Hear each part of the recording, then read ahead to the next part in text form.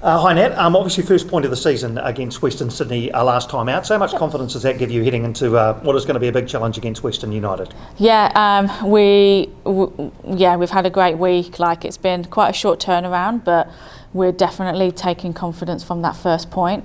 We feel like we could have got more, and that kind of is credit to the group that we're not just happy with that point. And when you look at how we ended the game, we ended really, really pushing. We wanted to win. But a point on the board is a point on the board, and it kind of is kick-starting the year for us. So we know Western United, their threat. We know that if they win, they probably go top of the league. They've got some quality players, but we also bring it back to that game we played against them, and for 75 minutes we really competed. I had this 10-minute spell where we lost our heads. And they punished us, which is what those kind of players do. So we're going in confident, we're not naive, we know it will be tough, but there's lots of positives that we can build on from last week and even back to the Adelaide game. So when you start planning for Western United, who, as you say, you've already played and played well against for a large part of that game, do you take a lot from that game, or is it long ago enough now that actually you're a different team? They might even be a different team. Yeah, I think there's still parts that you can take from it. We take some of the learnings, some of our goals we conceded off transition, and we've worked really hard collectively as a group to just tighten ourselves up at the back, especially in that defensive transition moment, because they've got pace and they've got like a target 9, and they're able to clip those long balls in, so we have to be able to deal with that.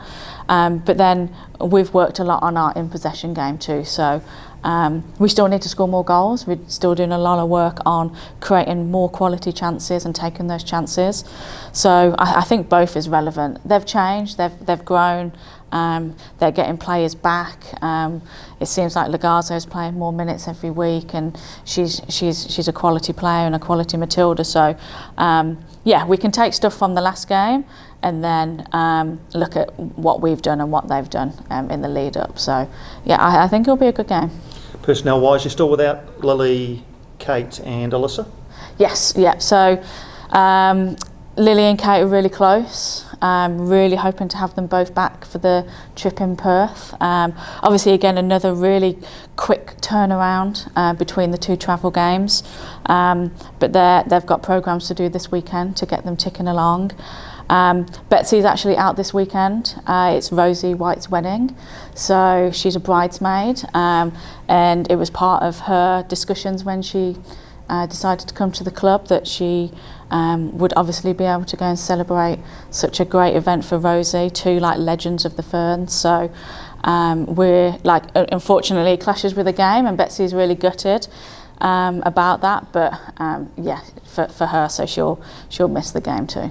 Okay, and as far as talking about Betsy, obviously she's one of 6 players who have been named in the Football Fern squad for these upcoming games against the US. So obviously it's a proud moment for the club to have such great representation.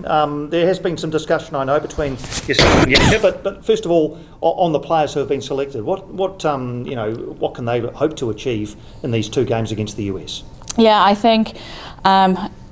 It's an interesting way to look at the window. Like, we can look at it with pride that we have that many players representing the Ferns.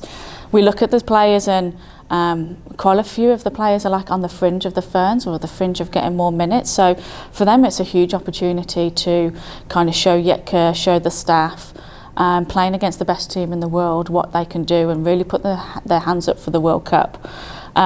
We've managed to work really closely with Yitka to ensure a really good load management plan, so that players are pretty much available for both of our games that clash. The beauty of it being here in New Zealand, a Perth away trip causes us a few little headaches, but the beauty of it being here is we can kind of, as I've said before, get the best of every world. And the girls are really passionate about playing for the Phoenix, and they're also really passionate about playing for the Ferns. So to be able to give them the opportunity to do both without compromising too much, I think is a bit of a win-win.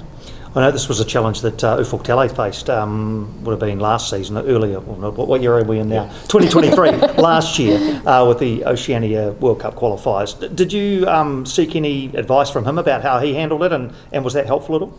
Yeah, I did.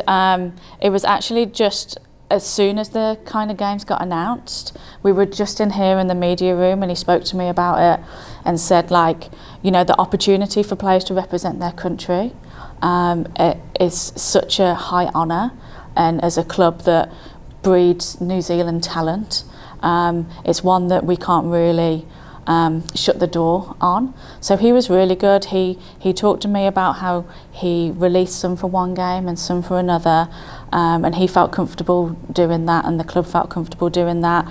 We chatted again more recently on it, and yeah, it was kind of the same. We agreed that, being, especially for us, it was harder for him because they were further away. For us in New Zealand, we can kind of give the opportunity to everyone, and like I said, it gives some of our players a really, really good chance to put their hand up to make that World Cup squad, which, when are they ever going to get another World Cup in their home country? So I think, like, I know some other clubs haven't released players, and that's their prerogative, but I'm really pleased that we could come to a solution where players can represent the Phoenix and represent the Ferns.